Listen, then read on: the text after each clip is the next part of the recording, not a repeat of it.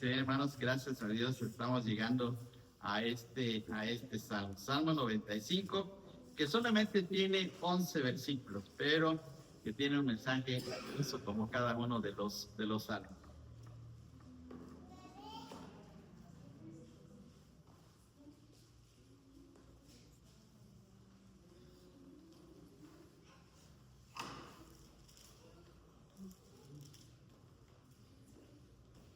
Muy bien, vamos a leer todos juntos este salmo.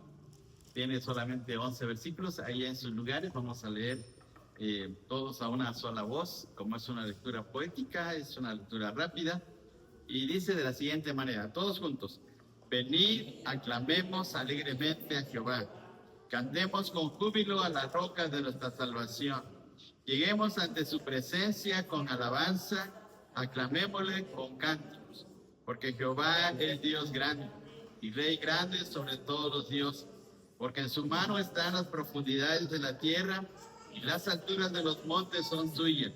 Suyo también el mar, pues él lo hizo, y sus manos formaron la tierra seca. Venid, adoremos y postrémonos, arrodillémonos delante de Jehová nuestro Hacedor, porque él es nuestro Dios, nosotros el pueblo de su prado y ovejas de su mano. Si oyeres hoy su voz, no endurezcáis vuestro corazón como en Meriba, como en el día de Masá en el desierto, donde me tentaron vuestros padres, me probaron y vieron mis obras. 40 años estuve disgustado por la nación, y dije: pueblo es que divaga de corazón y no han conocido mis caminos. Por tanto, juré en mi furor que no entrarían en mi reposo. Que Dios bendiga su palabra. Muy bien, pues ahí tenemos este salmo. Como nos damos cuenta, hay un cambio, por decir así, hay un cambio de tonalidad, hay un cambio de expresión. Primero es una invitación a adorar, a clamar a Dios, a llegar alegremente, pero después el último renglón del versículo 7 cambia la situación y hace una muy pertinente observación sobre la forma de vivir con nuestro Dios y propiamente es una advertencia. Bueno, el título del salmo, el nombre de este salmo es una invitación a alabar a Dios, una invitación. Y lo está haciendo con gozo. Las expresiones son de mandato, son imperativas. Por ejemplo, el primer verbo, vean ustedes en el versículo 1, dice venid. ¿Y qué está diciendo este verbo? Que hay que hacerlo porque se trata de un mandato. Y cuando mandamos o cuando decimos verbos en imperativo es porque se está aplicando una orden. Entonces aquí dice venid, y luego más adelante en el versículo 6 también se vuelve a repetir el mismo verbo. Venid, adoremos, etcétera, etcétera. Entonces es una invitación, pero es una invitación gozosa. No es una invitación ni es un mandato agresivo, duro, seco, no, sino es afable, animoso, con el deseo de venir a darle el lugar a Dios. Entonces, ese venir es entusiasta, es un venir lleno de felicidad, porque es venir a la presencia del Señor. Entonces, este salmo está hablando de esa manera. Entonces, una invitación a alabar al Señor. Vamos a ver acerca de este salmo así rápidamente, algo relacionado con lo que es este precioso salmo 95. Y los salmos del 95 al 100, ahora vamos a ver aquí un cambio en la manera como se van a desarrollar los salmos, porque hemos visto salmos de muy angustiosos, salmos donde se habla acerca de que se está en el pozo de la desesperación, salmos que hablan acerca de los enemigos y del cuidado que le pide el salmista de parte de Dios, salmos en donde hay una tremenda incertidumbre, como en el caso del 73, donde el salmista pues se hacía la pregunta interior en su mente de por qué los malos triunfan y por qué los justos sufren. Y dice que hasta que entrando en el santuario comprendió el fin de ellos. Entonces, aquí va a haber un cambio porque los salmos del 95 al 100 son salmos entusiastas, son salmos para venir a darle el lugar a Dios. Los salmos del 95 al 100 forman un conjunto de cantos de adoración, pero en el culto público, es decir, que iban al templo ahí en Jerusalén, iban con gozo porque iban a ir a la presencia del Señor. Dice, mostrando en su estructura, estos salmos mostrando en su estructura la invitación y las razones de la adoración a Dios. El Salmo 95 es anónimo, no se sabe quién lo escribió, posiblemente escrito después del exilio babilónico, y fue usado en la fiesta de los tabernáculos. Se combina en este salmo la invitación a la alabanza y la advertencia a la desobediencia e incredulidad a Dios. Por esto se le considera un salmo didáctico, porque en la segunda parte de este salmo se da la enseñanza de cómo debe ser nuestra relación con nuestro Dios, nuestra comunión, mejor dicho, con nuestro Dios. Entonces, de eso trata el salmo. El Salmo 95 se divide en dos partes. Los primeros 7 versículos del 1 al 7 tienen que ver con esa invitación gozosa a venir a alabar al Señor. Invitación a alabar al Señor. Y luego los versículos del 7, que es el último rengloncito del 7, hasta el 11, es la advertencia, pero contra un serio problema. Porque el que escribe este salmo hace recordar la historia de Israel y especialmente los lleva hasta el Éxodo, los lleva hasta cuando Israel estaba en el desierto, para que no lleguen a caer en el serio problema de la incredulidad. Si este salmo está relacionado con el regreso de los judíos de Babilonia hacia Jerusalén o hacia la tierra de Judá, pues es una advertencia muy pertinente porque muchos cayeron en la incredulidad de Dios y también en la idolatría. Entonces, ese fue el problema y por eso aquí viene esta advertencia. Bien, entonces vamos a ver dos puntos en este salmo. Del 1 al 7 tiene que ver con la invitación a alabar a Dios. Ahora, ¿le gusta cantar a usted? ¿Le gusta alabar a Dios? ¿Sí? A ver, levanten la mano los que les gusta alabar. ¿Ok? Muy bien. Entonces, a ver, les voy a preguntar a algunos de ustedes. ¿Cuántos himnos, a ver si pueden mencionar nombres de himnos o de cantos que le gusten? 3 por lo menos. 3. A ver quién puede decir voluntariamente. 3 cantos o 3 himnos que le encanten, que le gusten, que digan, ay, cómo me gustan estos himnos, cómo me gustan estos cantos. Sí. Jesús es mi Rey soberano. 1. Sí. Ok, muy bien, bueno, ya lo salvó. A ver, alguien más que diga, ya sea cantos del himnario, cantos del coritario, de que le gustan a usted. A ver, 3 por lo menos, diga. Salmo 42. Cantan las melodías, dulces melodías en mi ser. Y Jehová es mi guerrero. Jehová es mi guerrero, muy bien. Ok, ¿alguien más de este lado, de esta fila? A ver, mencionen 3 cantos, ya sea del coritario, del himnario, himnos. Sí, es Nancy. Eres, muy bien. Dios incomparable. Muy bien, correcto, muy bien. ¿Todavía alguien más de este lado? Alguien que recuerde. Si le gusta cantar, pues hay que saberse los nombres. ¿Alguien más? ¿No? Bueno, último de este lado. Alguien de este lado. Adelante, Betsy. Somos el pueblo de Dios. Al que me ciñe de poder. Eso, muy bien, que es un himno. Muy bien. Bueno, entonces, hermanos, hay que tomar en consideración cuando cantamos los nombres de estos himnos para recordarlos, porque es importante. Dice el apóstol Pablo ahí en 1 Corintios que debemos de cantar con sentimiento, con el corazón, pero también con el entendimiento. ¿Sí? Entonces tenemos que recordar eso. Bien, bueno, pues entonces si nos gusta cantar, al salmista le gustaba cantar y por eso hace la invitación. Dice, venid, aclamemos alegremente a Jehová, al Señor, cantemos con júbilo a la roca de nuestra salvación. Estas expresiones que aparecen, estas palabras son palabras de ánimo, son palabras de gozo, son palabras de que alguien está contento porque está en la presencia de Dios. no llega al templo pensando en sus problemas, no llega al templo pensando que en la calle o en el camino se encontró con una situación crítica, que tal vez algún accidente tuvo. No, él está disfrutando del momento de la adoración a Dios y llega al templo, pero no solamente llega solo, sino llega con la multitud del pueblo de Dios para poder exaltar al Señor. Entonces vamos a ver aquí, en este salmo, en la primera parte, vamos a encontrar la manera de alabar a Dios. ¿De qué manera dice el salmista que debemos de alabar? Pues debemos de alabar de manera colectiva. Es decir, no solamente solos. Está bien que debemos de cantar solos.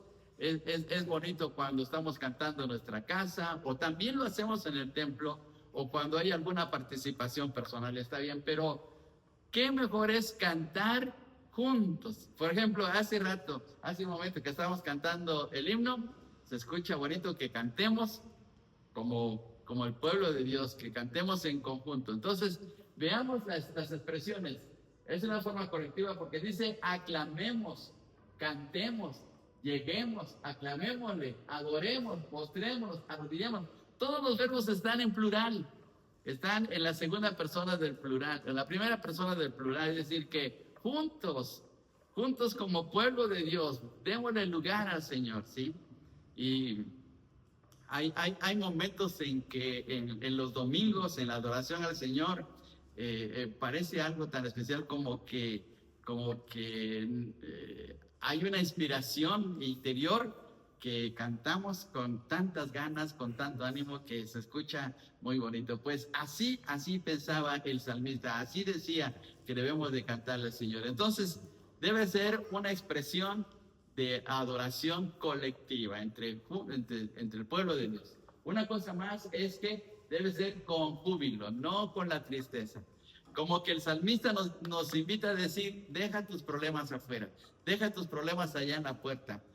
Entra, pero entra con alegría, entra con júbilo, gózate de estar en la presencia de Dios. Sí, tienes dificultades, tienes necesidades, tienes luchas, tienes problemas, estás metido en una situación tal vez crítica, pero déjalo afuera porque adentro está el Señor. Y el Señor sabe lo que hay en tu corazón y Él te va a sacar triunfante. Él te va a ayudar a salir victorioso. Así es que aprovecha estos instantes, estos momentos que queden grabados en tu corazón, porque al estar en unión con el Señor, Él te va a fortalecer y te va a animar. Así es que cántale con gozo, cántale con la alegría. Así es que dice esto. Luego, pero también con reverencia, no romper los límites, no caer en los extremos, no hacer una alabanza donde se pierdan los estribos. No, recuerda ante quién estás. Estás ante Dios, está diciendo el salmista, le está diciendo a su pueblo, recuerda que estás ante Dios y por lo tanto tienes que adorarle con alegría, sí, pero no te vayas al extremo, no caigas en una situación en donde pierdas el control y hagas cosas que son indebidas, ¿sí? Porque se está delante del Señor. Y entonces habla de la reverencia. ¿Y cómo muestra la reverencia? Pues vemos acá, postrémonos, arrodillémonos. Y la expresión arrodillémonos está diciendo, pero hasta abajo, como hacen los musulmanes, como los musulmanes allá en Medio Oriente, cuando completamente doblan el cuerpo y casi ponen la cara sobre el piso, porque esa es la manera oriental de expresar sumisión, de decirle, Señor, te reconocemos que tú eres nuestro dueño, que tú eres el único Dios para nosotros y por lo tanto te adoramos, pero nos postramos completamente en sumisión, en humildad hacia ti, porque nadie hay tan grande como tú. Entonces, fíjense, hermanos, qué manera de enseñarnos a cómo debe de hacer la adoración al Señor. Porque hoy en la actualidad, hermanos, hay un montón de variedad de formas de adorar a Dios que muchas veces se pierde la reverencia ante Dios y se hacen cosas que no son correctas. Ustedes pueden verlos en el internet ahora. Pueden verlos ahí cómo se dan cosas que no están bien, ¿sí? Pero aquí el salmista está diciendo, recordemos que estamos ante Dios. Y luego, número 4, ¿cómo debemos de alabarle? Pues con cantos. Y dice, cantemos. Y utiliza la palabra cántico, con un himno, con un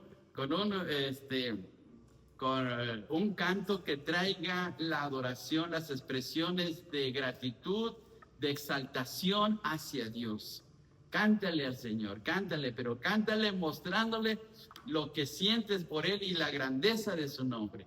Entonces, miren qué cosas tan especiales nos muestra este salmo. En estos versículos del 1 al 7 o al 6, nos muestra que debe ser una adoración colectiva, con júbilo, con reverencia y con cantos, cantando a nuestro Dios.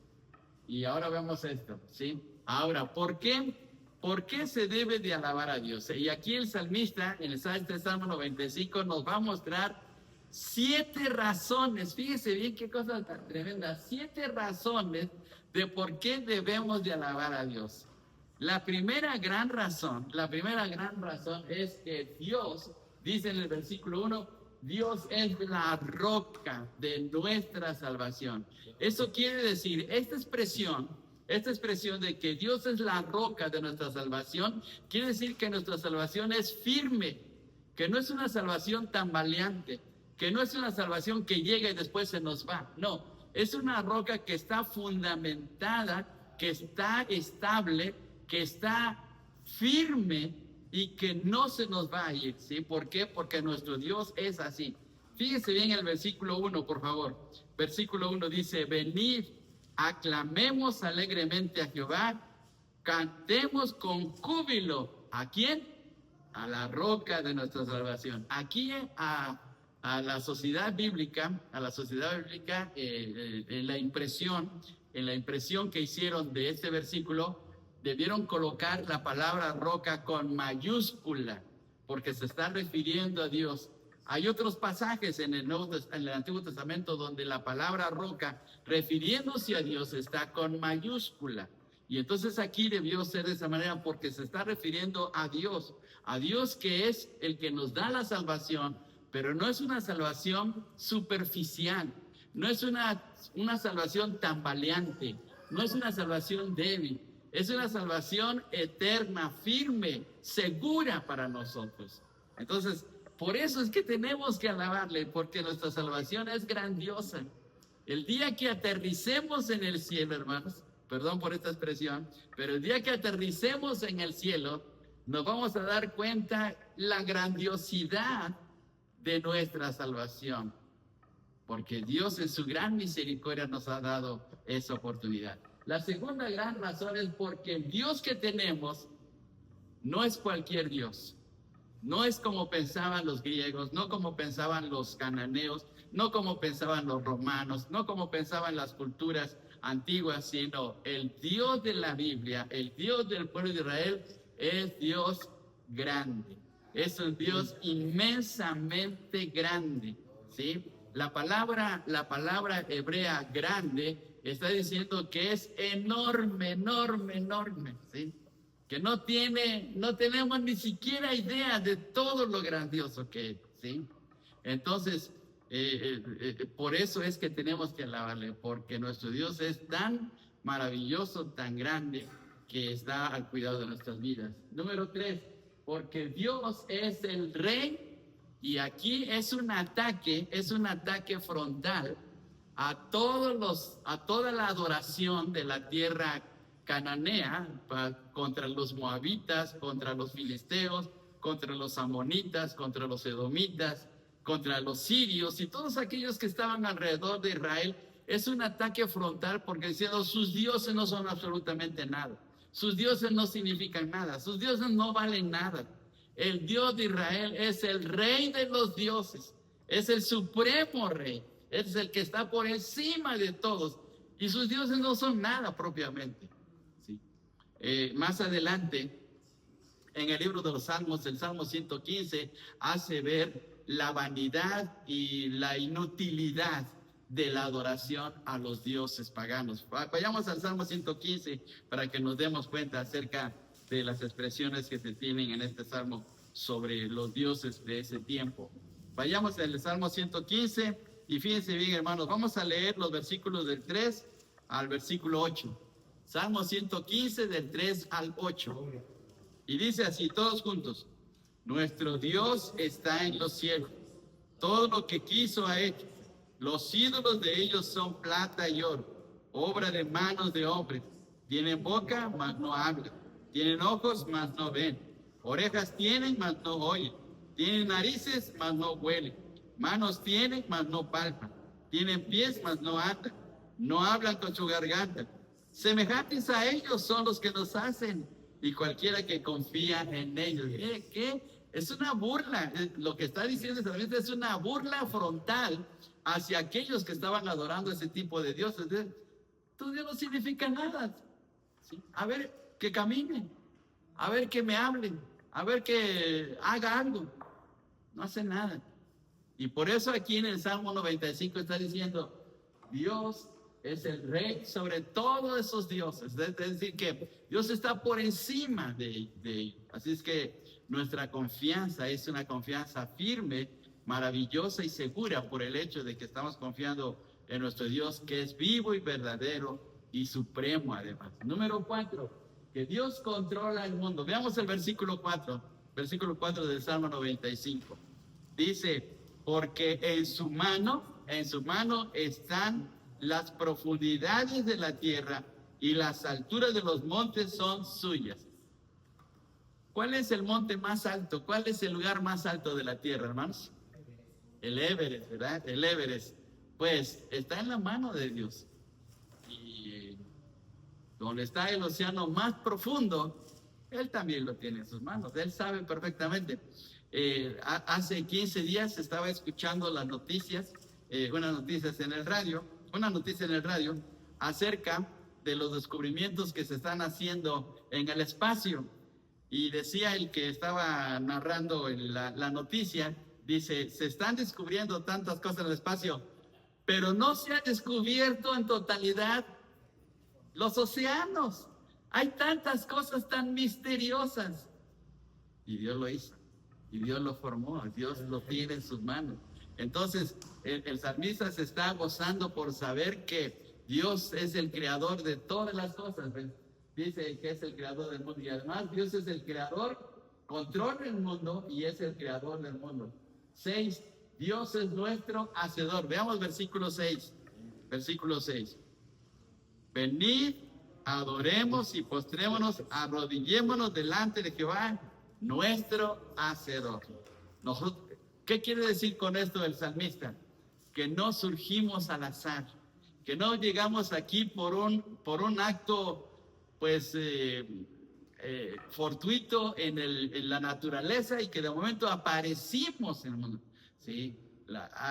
Aquí es un ataque a la teoría de la evolución, hermanos, porque en la teoría de la evolución, la vida se originó en los océanos con los pequeños microorganismos, después se fueron desarrollando a través de millones de años, se formaron los primeros peces, de los peces los batracios, los reptiles, de los reptiles los mamíferos, y dice aquí el texto, eso es imposible, Dios es nuestro hacedor. Es un recordatorio a Génesis capítulo 1, que Dios nos hizo con su propia mano. Él nos tomó del polvo de la tierra y nos formó de una manera grandiosa. Y nos recuerda al Salmo 8, donde dice que nos hizo un poco menor que ¿quiénes? Nos hizo un poco menor que los ángeles. De gloria, vestidos de gloria y de honra. Miren qué maravilla que Dios nos hizo de una manera increíble, ¿sí? Entonces, qué cosa tan especial de nuestro Dios. Y una cosa más, número 7. Dios es nuestro pastor. Veamos el versículo 7. Dice de la siguiente manera. Todos juntos vamos a leer el 7. Porque Él es nuestro Dios, nosotros el pueblo de su prado y ovejas de su mano. Y con eso está diciendo, quien tiene el cuidado de nuestras vidas es nuestro Dios, que es nuestro pastor. Mire, qué conclusión, o mejor dicho, qué remate hace acerca de las razones de por qué debemos de alabar al Señor. Veamos estas 7 razones. A ver, vamos a leer todos juntos. Dios es la roca de mi salvación. Dios es Dios grande. Dios es el rey sobre todos los dioses. Dios controla el mundo. Dios es el creador del mundo. Dios es nuestro hacedor y Dios es nuestro pastor. Entonces, esas son 7 razones. En estos pocos versículos, en estos 7 versículos, nos da 7 poderosas razones para darle lugar a Dios nuestra adoración. Y ahora veamos, tomando en consideración la última expresión. Si Dios es nuestro pastor, entonces Él hace 6 cosas a nuestro favor. Hace 6 cosas a favor de sus ovejas. ¿Cuáles son las 6 cosas? Como pastor alimenta a sus ovejas. Como pastor protege a sus ovejas. Como pastor vela por sus ovejas. ¿Vela el pastor allí en el campo cuidando a sus ovejas en la noche? Sí. Y lo mismo hace el Señor, Él está velando por nosotros. Número 4, como pastor conoce a sus ovejas. Los que cuidan las ovejas a veces les ponen nombres a sus ovejas y las conocen muy bien. Hay una cosa muy especial en Medio Oriente, hermanos, que los pastores tienen una forma de silbarle a sus ovejas, y cada pastor tiene un silbido especial para sus ovejas. Cuando las ovejas están juntas con otro rebaño, los pastores silban e inmediatamente se apartan y van detrás de su pastor, porque las ovejas las conocen, pero el pastor también conoce a sus ovejas y las conoce a veces por su nombre. Número 5, el pastor también como pastor disciplina a sus ovejas. Acuérdense del Salmo 23. Dice que su vara, ¿y qué más? Su vara y su cayado, ¿qué hacen?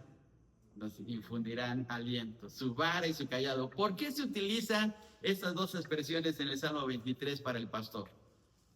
Porque la vara es para disciplinar y el cayado es para guiar. Entonces, el pastor disciplina a las ovejas que se ponen difíciles y les da duro para que aprendan, pero también las guía. Entonces, termina aquí la expresión como pastor guía a sus ovejas. Entonces, veamos 6 cosas que nos hace pensar el salmista con relación a Dios como nuestro pastor. Entonces, veamos esto.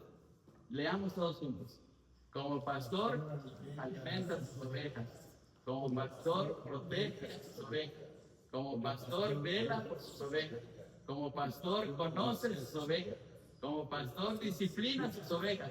Como pastor, guía. Ahora vamos a hacerlo personal. Ahora vamos a decir, como pastor, me alimenta. Como pastor, me protege. Como pastor, vela por mí. Como pastor, me conoce. Como pastor, me disciplina. Y como pastor, me guía. Miren qué bendición, qué maravilla de nuestro Dios. Y eso es real, y eso es de todos los días. Los pastores, ellos no tienen vacaciones. Cada día están cuidando a sus ovejas. Ellos hasta el día de reposo tienen que cuidarlas porque tienen que alimentarlas. Y es una cosa muy especial. Y hermanos, nuestro Dios se toma vacaciones y nos dice, pues hoy no los voy a atender, hoy me voy de vacaciones a ver qué hacen. O ay, ustedes aliméntense, ay, ustedes cuídense, ay, ustedes hagan lo que quieran. No, hermano, nunca nos dice. Siempre el Señor estará a nuestro lado, siempre, día y noche, velando a favor nuestro. Así es que, qué bendición, hermanos. Este salmo, por eso, está lleno de tanto regocijo, de tanta alegría, por el hecho de que al pensar en Dios, sabe que tiene todo a su favor. El apóstol Pablo, cuando escribe la carta a los Romanos en el capítulo 8, dice esta expresión tan tremenda. Sí, dice, al que no escatimó ni a su propio hijo, ¿cómo no nos dará también con él todas las cosas? Entonces aquí tenemos que, como buen pastor, el Señor hace esto a nuestro favor. Y hermanos, ¿quién es nuestro gran y buen pastor? Nuestro Señor Jesucristo. Y aquí, en este texto, dice, vamos a leer todos juntos Juan 10:11. Yo soy el buen pastor, su vida por las ovejas. No solamente alimenta, no solamente protege, no solamente vela, no solamente disciplina, no solamente guía, sino ahora es capaz hasta de dar su vida por las ovejas, por uno personalmente. Entonces, mire, ¿y lo hizo o no lo hizo el Señor? Claro que lo hizo, ¿verdad? Lo hizo en la cruz del Calvario para poder darnos una salvación tan grande. Miren qué bendición tan maravillosa. Bien, ahora vamos a la segunda parte. Ahora vamos, aquí ya viene un cambio. Ahora viene una advertencia. Primero es la invitación a alabar al Señor por todo lo maravilloso que es, pero también nos advierte como pueblo de Dios, debemos de tener mucho cuidado en no salirnos del camino. ¿Y qué significa salirse del camino? Pues nos lo va a decir aquí el salmista. Vamos por favor a leer los versículos, el último renglón del versículo 7 y luego continuamos hasta el 11. A ver, leemos todos juntos. El último renglón dice, si oyeres hoy su voz, no endurezcáis vuestro corazón como en Meriba, como en el día de Masá en el desierto, donde me tentaron vuestros padres, me probaron y vieron mis obras. 40 años estuve disgustado con la nación y dije, pueblo es que divaga de corazón y no han conocido mis caminos. Por tanto juré en mi furor que no entrarían en mi reposo. Este pasaje que estamos leyendo aquí tiene que ver con dos textos del Antiguo Testamento. Uno está en Éxodo, que es el capítulo 17, y el otro está en Números, capítulo 14. En esos dos capítulos se menciona en la manera como Israel actuó de forma incrédula, desobediente y hasta rebelde contra Dios. En el capítulo 17 de Éxodo, después de la salida de Egipto, llegaron al monte Sinaí y no tenían agua y murmuraron contra Dios. Tentaron a Dios, lo probaron y le pidieron a Moisés que regresaran porque Dios no les había dado agua o no los tenía con agua e iban a morir de sed. Entonces Dios le dice a Moisés que golpee la roca que estaba ahí al pie del monte Sinaí. En el texto se menciona la palabra Oreb, nombre de Oreb, que es lo mismo que Sinaí. Y entonces Moisés golpea la roca y sale agua, y de esa manera tuvieron ese líquido para poder beber y no morir de sed. Pero Dios le mostró ahí a su pueblo que era un pueblo rebelde. Y luego el segundo pasaje, que fue cuando Dios dicta la sentencia de que deberían de caminar o vagar por el desierto 40 años, es cuando en el capítulo 14 de Números envía Moisés a los famosos 2 espías a reconocer la tierra prometida. Van a la tierra de Canaán, se tardan 40 días en recorrer toda la región, regresan al campamento donde estaba Moisés y con el pueblo de Israel, llevando un racimo de uvas y frutas de ese lugar, y les dicen que sí, verdaderamente es un lugar donde fluye leche y miel, porque les muestran los frutos que encontraron en ese lugar. Pero el problema fue que 10 espías dijeron, sí, es buena la tierra, pero hay gigantes y no vamos a poder luchar contra ellos. Somos hombres muertos. Y el capítulo 14 de Números comienza diciendo que toda la noche Israel se la pasó llorando, pensando que iban a ser derrotados, que iban a morir propiamente al entrar a la tierra de Canaán. Y entonces no le creyeron al Señor. Los únicos que sí estuvieron dispuestos a poder continuar con el viaje y entrar a la tierra prometida fueron solamente Josué y Caleb, nada más, sí. Pero Dios cambió los 40 días del recorrido de la expedición de los espías, los cambió por 40 años. Y toda esa generación que salió de Egipto murió en el desierto, y sus hijos, a los cuales ellos tenían temor de lo que les iba a pasar por esos gigantes, fueron los que entraron propiamente a la tierra de Canaán. ¿Sí? Entonces, este pasaje nos está recordando esto. Bien, vamos a ver entonces esta situación. Aquí está. En el pasaje de Éxodo 17, del 6 al 7, dice: he aquí, yo estaré delante de ti, allí sobre la peña de Horeb. Horeb es el monte Sinaí. Y golpearás la peña y saldrán de ella aguas, y beberá el pueblo. Y Moisés lo hizo así, en presencia de los ancianos de Israel, y llamó el nombre de aquel lugar Masá y Meriba. ¿Por qué le puso dos nombres? Por ahorita vamos a ver por qué. Masá y Meriba, por la rencilla de los hijos de Israel, y porque tentaron a Jehová diciendo: ¿está pues Jehová entre nosotros o no? Miren, esta pregunta acá fue una pregunta insolente, como diciendo: ¿realmente Dios está con nosotros o no? ¿O nos va a dejar aquí? ¿Nos va a dejar morir aquí? Es decir, desafiaron a Dios. Hicieron una pregunta incorrecta porque era un desafío contra Dios. Era ponerse al tú por tú con Dios. Y eso les costó a los israelitas. Eso les costó porque Dios lo tomó en cuenta que le estaban fallando. Y vamos a ver ahora aquí. Dos palabras duras. En el desierto y de camino a la tierra de Canaán, Israel murmuró contra Dios por la falta de agua, que es lo que vimos en el pasaje anterior. Dios dijo a Moisés que golpeara una roca para que saliera agua, y así fue. Se le llamó a aquel lugar Masá, que significa prueba, porque ellos pusieron a prueba a Dios. O sea, ¿qué se estaban creyendo ellos? Poner a prueba a Dios. Ellos eran unos simples esclavos, habían salido de Egipto, y ahora que estaban libres se creían. Ahora sí se les subía al cuello su importancia. Deberían de estar humildes y deberían ser sensibles a la voluntad de Dios.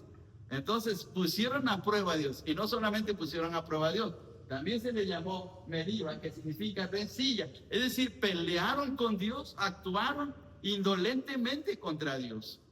Dice, esto fue al pie del monte Horeb o del Sinaí, según Éxodo 17:6. Entonces, esta actitud negativa es lo que está mencionando aquí el salmista. Está diciendo: no cometamos lo mismo, no hagamos lo mismo que hicieron nuestros antepasados. Recordemos la historia y no caigamos en el mismo problema. Si Dios nos trajo de Babilonia, según el contexto histórico de este salmo, si Dios nos trajo de Babilonia y nos ha regresado otra vez a la tierra que Él nos ha heredado, pues vamos a caminar bien. No vamos a poner a prueba a Dios, ni vamos a estar altercando contra Dios. Así es que vamos a vivir bien. Y es lo que está enseñando este salmo, ¿sí? Tan importante es este pasaje, hermanos, tan importante es esta sección, que el escritor de Hebreos, en el capítulo 3 y 4, lo saca a relucir para ahora hablar de nosotros, que también somos el pueblo de Dios, porque podemos caer en la misma situación, ¿sí? Bien, ahora vamos aquí. Bien, razones del disgusto de Dios contra Israel. ¿Por qué se menciona este asunto? Porque los judíos que estaban regresando de Babilonia podían haber cometido o podían llegar a cometer el mismo problema de lo que hizo Israel en el desierto. Y veamos por qué Dios se disgustó con Israel. Israel tenía un corazón duro. Veamos el versículo 8. Versículo 8 dice: no endurezcáis vuestro corazón, porque ese corazón duro lo tenían los israelitas. Por eso tentaron y probaron a Dios. 2. Israel tentó a Dios en el versículo 9. Dice el versículo 9: donde me tentaron vuestros padres, me probaron y vieron mis obras. Fíjense bien, dice: Israel tentó a Dios e Israel puso a prueba al Señor. Ese fue un desafío, eso fue una osadía, fue un atrevimiento maligno contra Dios. Ellos simplemente debieron haberse sometido humildemente a la dirección de Dios, pero no, actuaron con soberbia contra el Señor. Número 4, Israel divagaba. Vamos a ver el versículo 10. Dice que divagaba de corazón. Versículo 10 dice de la siguiente manera: 40 años estuve disgustado con la nación y dije, pueblo es que divaga de corazón. ¿Qué significa el verbo divagar? Bueno, aquí está abajo. Divagar significa pensar desordenado y sin propósito. Es decir, que a ellos no les interesaba realmente entrar a la tierra prometida. Dios se los había prometido desde siglos antes. 430 años estuvieron en Egipto formando la nación de Israel, pero desde el tiempo de Abraham, Dios ya les había prometido la tierra de Canaán. Y a través de diferentes generaciones la promesa seguía en pie, pero ellos ahora, su mente estaba en otro lado, estaba en la luna, no les importaba el darle lugar a Dios. Fíjense bien qué cosa tan especial. Es como a nosotros si dijéramos, bueno, yo sé que voy al cielo, pero no me interesa tanto. ¿No nos interesa tanto ir al cielo, hermanos? Sí, nos debe de interesar y debemos de prepararnos y debemos de seguir adelante y caminar correctamente porque vamos para allá. Esa es nuestra tierra prometida. Pero si decimos, no, es que de aquí que llegue, de aquí que vaya al cielo. Entonces, eso fue lo que tenían los israelitas. No les interesaba tanto. Dios les estaba guiando, les estaba sosteniendo, les estaba cubriendo con la nube, les estaba dando agua, les estaba alimentando con el maná, estaba haciendo cosas grandiosas con ellos, pero no les importaba. Luego 5, Israel no conocía, y dice el texto, no conocía, más bien no entendía los caminos de Dios. O sea, no llegaba a comprender la grandeza de su elección delante de Dios. Dios los había elegido como un pueblo especial, pero ellos no lo estaban tomando en cuenta. Entonces, lo que quiere decir aquí el salmista es, no cometamos el mismo error, no hagamos lo mismo como hicieron en el pasado los israelitas, ¿sí? Y ahora veamos aquí, por favor, vayamos aquí a este pasaje. En Hebreos 13, 16 al 19, veamos la importancia del pasaje. ¿Quiénes fueron los que, habiendo oído, le provocaron? ¿No fueron todos los que salieron de Egipto por mano de Moisés? ¿Y con quiénes estuvo él disgustado 40 años? ¿No fue con los que pecaron, cuyos cuerpos cayeron en el desierto? ¿Y a quiénes juró que no entrarían en su reposo, sino a aquellos que desobedecieron? Y vemos que no pudieron entrar a causa de incredulidad. Entonces, el escritor de Hebreos, ahora a nosotros los creyentes en Cristo, nos está dando la misma advertencia.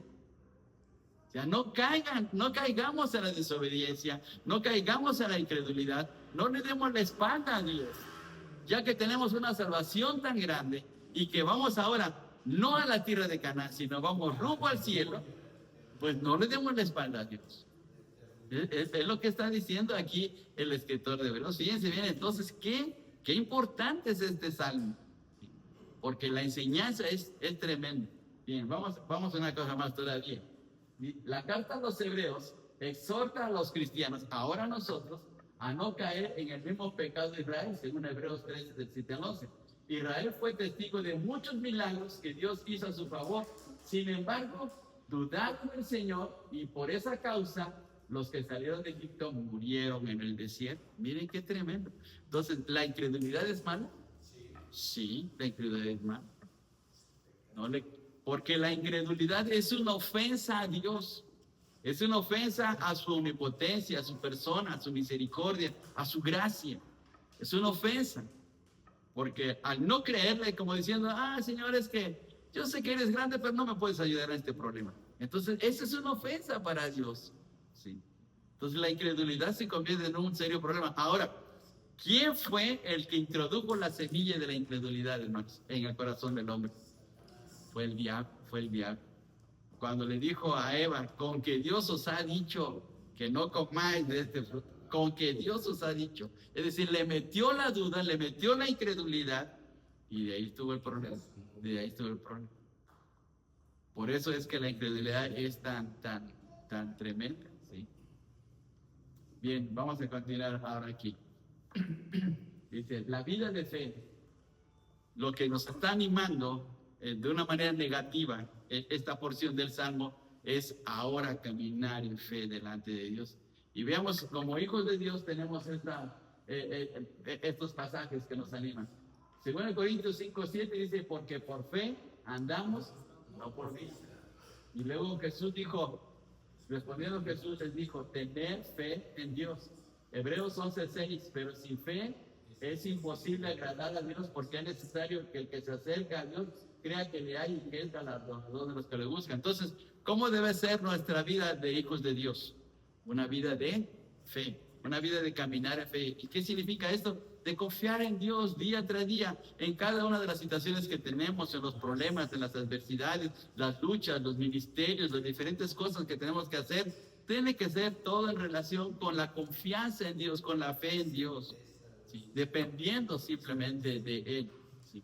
Entonces, en este Salmo 95, en un sentido negativo, nos está invitando a confiar en Dios. Dice, veamos la incredulidad de Israel, pero nosotros como pueblo de Dios ahora caminemos en fe, contrario a lo que vivieron los israelitas. Y veamos este texto. En el versículo 12 de Hebreos 3 dice, mirad, hermanos, que no haya en ninguno de vosotros corazón malo de incredulidad para apartarse del Dios vivo. ¿Por qué se apartan muchos? ¿Por qué se apartan muchos del camino? Porque dejan de creer en Dios, dejan de creer en su palabra, dejan de creer en lo grandioso que es nuestro Dios y se apartan. Y por eso viene la advertencia en la carta de los Hebreos para animarnos ahora nosotros. Entonces veamos cómo el Salmo hace una mirada retrospectiva hacia el libro de Éxodo, es decir, cuando estaba Israel en el desierto, pero se aplica eso para sus contemporáneos, para los que estaban viviendo con el salmista, e invita al pueblo a no cometer el error. Pero el escritor de Hebreos toma también este pasaje y nos lo dice a nosotros al futuro, a nosotros que estamos en el futuro de este pasaje, nos los dice a nosotros para no caer en esa misma situación. Entonces, qué tremendo es este salmo. Bien, hermanos, ¿qué aprendemos del Salmo 95? ¿Qué aprendemos de este maravilloso salmo? ¿Algún comentario? ¿Sí?